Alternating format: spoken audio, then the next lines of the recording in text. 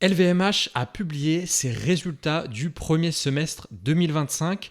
Sans grande surprise, c'est une année compliquée. Le revenu est en baisse de 4% et le résultat opérationnel affiche moins 15% par rapport au premier semestre 2024. J'ai pris connaissance du rapport financier et j'ai écouté l'earnings call. Donc dans cette vidéo, je vous propose qu'on reprenne les points clés de ce qui a été partagé et de voir à quoi est-ce qu'on pourrait s'attendre pour la fin d'année 2025. Allez, on rentre directement dans le vif du sujet. Au premier semestre 2025, ils ont réalisé un revenu de 39,8 milliards d'euros en baisse de 4% par rapport au premier semestre 2024. On peut tout de suite en déduire que Q2 a été aussi mauvais, voire pire que Q1, en particulier sur leur principal segment mode et maroquinerie qui finit le semestre à moins 8% par rapport à N-1. L'explication donnée par la CFO pendant l'earnings call, elle était plutôt simple. C'est premièrement le contexte macroéconomique et deuxièmement l'impact des fluctuations de change. On va tout de suite aborder le deuxième point parce que c'est le plus court. Au deuxième trimestre, LVMH a vu ses ventes baisser de 7%. Et dans ces moins 7%, il y a un impact négatif de moins 3% qui provient de l'impact de fluctuation des devises qui est principalement lié à la chute du dollar face à l'euro. Et LVMH est plus que concerné puisque l'entreprise facture un quart de son revenu en dollars. Bon, ça, à la limite, l'entreprise n'y peut pas grand-chose. Et du point de vue du premier semestre, l'impact n'est que de 1%, donc je pense que c'est inutile d'en parler plus longtemps. Pour comprendre la principale raison de la baisse du revenu, il faut voir les choses de manière géographique. Ça apparaît très clairement sur leur slide. Au premier semestre, les ventes sont flat aux US et en Europe. Le revenu a poursuivi sa baisse en Chine au Q2 avec moins 6%. Donc même si la baisse est moins importante qu'au Q1, ça continue de diminuer. Et petite nouveauté au Q2, les ventes au Japon qui reculent de 28% par rapport à Q2 2024. Et là, on nous explique que c'est dû à un effet de base particulièrement défavorable puisque le revenu Japon du Q2 2024 avait été exceptionnel grâce notamment au flux de touristes qui étaient venus consommer du luxe au Japon pour profiter de la faiblesse du yen. Et donc la CFO explique que cette année, on est sur un cas différent. Les touristes chinois ont beaucoup moins consommé au Japon et du coup, ils ont davantage acheté directement en Chine, sur leur marché local, ce qui a eu pour effet d'atténuer un petit peu la baisse du revenu Asie au Q2. Le plus gros problème, c'est que ce ralentissement de la demande chinoise pour les produits de luxe, ça touche principalement le segment mode et maroquinerie et ces marques Louis Vuitton et Dior. Pendant le call, un des analystes a demandé plus de détails sur la baisse de 8% du revenu sur ce segment et la CFO a répondu que l'impact négatif ne venait ni du prix ni du mix revenu mais uniquement des volumes en baisse en Asie. Bon, on peut se dire que c'est déjà ça. Il y a certes une baisse des volumes, mais a priori, ils n'ont pas baissé les prix, donc pas de signal d'alarme sur la désirabilité de leur marque. En revanche, il y a tout de même un effet pervers important suite à ce ralentissement. C'est l'impact négatif sur les niveaux de marge. Et là, c'est du sérieux puisqu'on passe quand même de 38,8% à 34,7% de marge opérationnelle sur la mode et maroquinerie, soit 4 points de pourcentage en moins. Et comme ça concerne la vache à lait de l'entreprise, c'est tout de suite la sanction au PNL.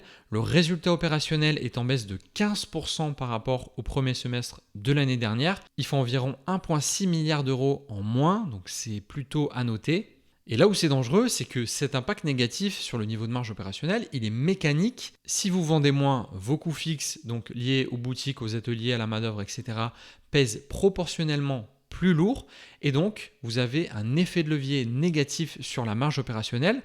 Et en plus de ça, la CFO parle également d'une légère inflation sur le prix des matières premières et un petit peu de dépréciation des stocks. Bref, ce qu'elle dit aussi, c'est qu'ils font leur maximum pour contenir les OPEX afin d'épargner les marges, mais en réalité, ça reste compliqué, notamment dans le secteur du luxe, où le fait de couper trop dans les dépenses marketing ou dans l'expérience client, ça peut abîmer la marque à long terme.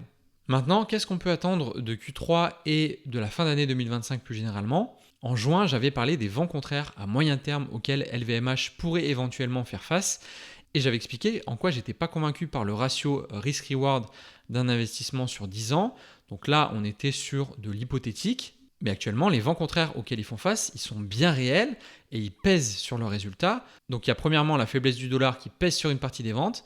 Deuxièmement, la consommation asiatique sur les produits de luxe qui ralentit. Et troisièmement, toutes les incertitudes macroéconomiques autour des tarifs en ce moment. Tous ces éléments-là, ils vont continuer à être présents au troisième et au quatrième trimestre 2025. A priori, on est parti pour avoir premièrement des impacts négatifs de devises sur les ventes faites aux US et au Japon. Deuxièmement, un revenu Asie plus ou moins flat à Q3, c'est ce que dit le management quand il parle de recyclage de la base de comparaison, parce que le marché chinois ne s'est pas encore remis. Et ce qui risque de devenir compliqué si la situation actuelle se prolonge, c'est de continuer à investir.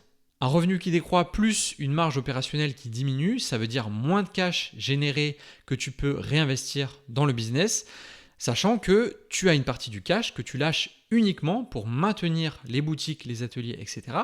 C'est réellement le surplus qui est le réel investissement, donc là où tu vas ouvrir de nouvelles boutiques, racheter des marques, etc. etc. Et donc, si ce surplus est moins élevé, tu vas moins investir. Face à ça, le management a un discours que je trouve pas mal, mais à la fois limité, qui est de dire, nous LVMH, notre priorité, encore plus dans un contexte difficile comme celui-ci, c'est continuer à investir, premièrement, et deuxièmement, maintenir des marges élevées. Forcément, il y a des analystes qui ont demandé comment est-ce qu'ils allaient faire ça. La réponse du management, elle est intéressante. Ils disent que la situation compliquée que le groupe est en train de vivre, ça a ouvert une brèche pour réaliser des gains d'efficience. La CFO a dit qu'elle comptait bien saisir l'opportunité et elle a bien insisté sur l'utilisation du mot efficience qui est bien différent du cost cutting, donc simplement couper les coûts, qui, d'après elle, n'est pas quelque chose de soutenable. Leur objectif, c'est donc de continuer à investir, mais de le faire de manière plus sage en prêtant une plus grande attention au fait que chaque euro soit bien investi, entre guillemets. Donc ça va passer par le fait d'être encore plus exigeant avec le retour sur investissement des projets en interne qu'ils financent, mais aussi par comment est-ce que tu mesures le retour sur investissement, les KPI choisis pour tel et tel projet, etc. Reste à voir dans les prochains semestres si on va voir ces efforts apparaître dans le PNL et s'ils ont des exemples de ces gains d'efficience à nous partager. Pour finir sur une note positive, le rayon de soleil du groupe ces dernières années, ça reste Sephora et leur segment de distribution sélective. Ils ont fait un update sur le développement de Sephora. Donc ce qu'ils ont dit, c'est que Sephora continue à ouvrir des points de vente physiques dans tous les pays où ils sont présents. Il me semble avoir entendu par exemple qu'ils étaient particulièrement dynamiques au UK actuellement. Et avec leur expansion, ils ont un effet de levier positif sur leur marge, notamment la marge opérationnelle qui continue d'augmenter. Et donc la conséquence, c'est que le résultat opérationnel de la division distribution sélective est en hausse de 12% par rapport au premier semestre 2024, alors que le revenu est flat. Voilà, n'hésitez pas à me dire comment vous voyez le futur à court, moyen terme pour LVMH en commentaire. Vous avez sûrement une opinion différente de la mienne. Et comme d'habitude, un petit j'aime, un abonnement, ça mange pas de pain et ça aide au développement de la chaîne. On est de plus en plus nombreux ici. On se dit à très vite, prenez soin de vous. Ciao.